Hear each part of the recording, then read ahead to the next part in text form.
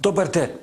Ја као еден познат стручњак од областа на сите правци и дишари, многу често од вас, драги гледачи, добива би мейл каде што би сакале да се расврста на некој начин темата која што сите од нас интимно многу ја доживуваме и ја разговараме. Тоа е темата, односно појавата на испуштање гласови меѓу народот позната како прдење.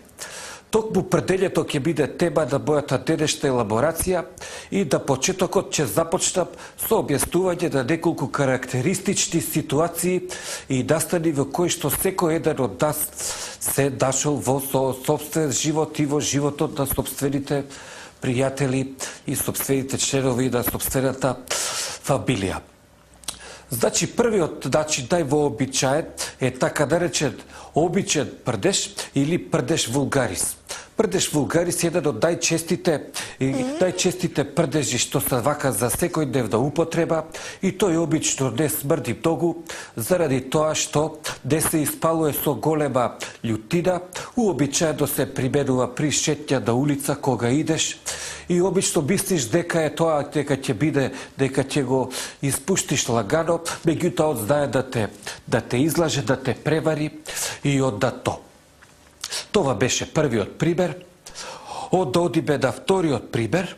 Прдеж покрие со кашлица и исто има многу убава примена во затворени простори во канцеларија и при тоа приликом самиот чин тоа се покрива со кашлица и то звукот многу добро се покрива, али уште недостаток е да се покрие мирисот и то. Аналог до ова има еден сличен пример кој што луѓето го применуваат. Некој баш бев у биоскоп и еден дечко пред мене го гледав, пошто јас сум стручњак, го гледам дека има напор и дечкото како, пошто незгодно да кашља у биоскоп, остана и се мести као на столицата и она као крца и у тој момент се деси тој хепеник, тој настан и ја му викам дечко, одлично го прикри и викам звукот, али мирисот не. То са тие, они не ги знаат овие дека сум ја стручњак тачно што се изрази и това би било за това прикрие со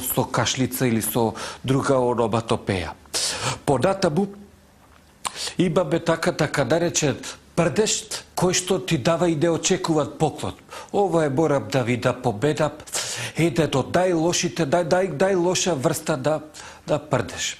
Обично се дешава на улица и тој може да се познае по тоа што е така од посочен и то се дешава на улица и онда кога ќе се деси и онда те доведува у една многу непријатна ситуација, кај што треба да се иде, да те тера да идеш у некој веце тука, како би сменил веш, доколку не си спремен да сите да им објасняваш од каде ти е таа локва, односно флека на задниот дел и това. И онда имаме еден карактеристичен утрински прдеж. Па има ли поубава работа од тоа да се почне денот со еден утрински прдеж кој се будиш и сам правиш. Го испушташ во кревет и тој после си го подигнеш чаршафот да си го помиришеш сам и тој исто така е познати као себичен прдеж, као его прдеж, затоа што другите не би това сакале да го споделат со вас и това.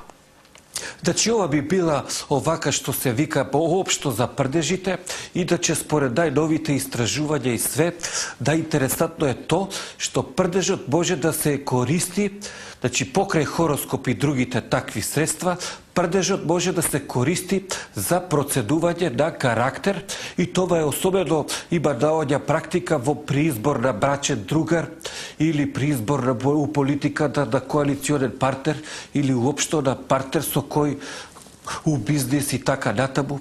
Значи преку прдежот може да се оцртава карактерот и да се препознае за каква особа стадува збор.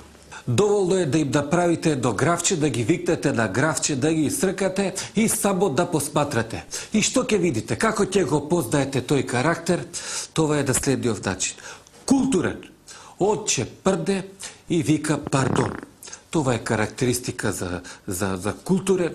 Онда, ако е циник, ако е партнерот циничен, отче прде и те гледа право у очи.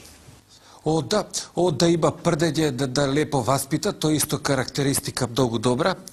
Лепо васпитан, пред да прде, ќе пита за дозвола и потоа автоматски се предпроценува таа карактеристика.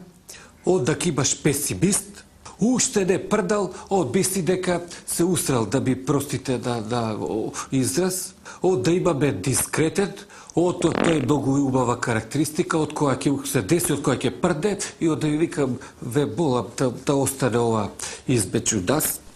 Од да имаме срамежлива особа, знаеме кои се карактеристики, меѓутоа од кој ќе прде, од одма поцрвенува, као лахмус, и ја наведнува главата, и одма то се проценува. Од да имате лажго, тој е типичен и у политиката многу често се препознават, од ќе прде и одма вика, не сум ја, од беше, одма ги надменуват претходната власт или другите и така.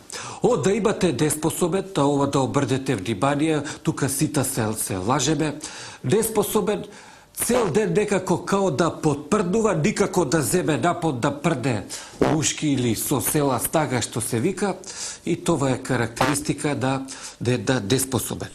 Од да имате оптимист, одма се гледа у наступот, кој ќе го видите така, одма уште пред да прде се нада, знае дека као никој нема да го чуе и прди у овака убаво и мисли дека никој не го чул, меѓутим, тука се предходно као што елаборисав и чувствата за мирис и така да не секогаш е оправдано.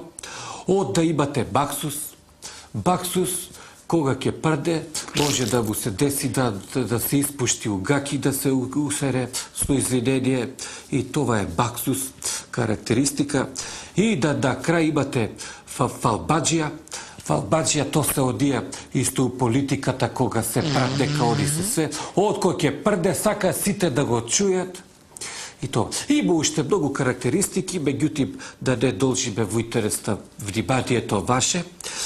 Ова беше општо така за прдење, за гасови, што беше, овде се однесува на индивидуалното се, а во следната епизода ќе збориме и за гасоводот пошироко што треба да се деси низ Македонија, а баш заради оваква индивидуална примена на гасовите во нашата земја, има мислење дека овие со големиот гасовит ја заобиколуваат нашата држава и то.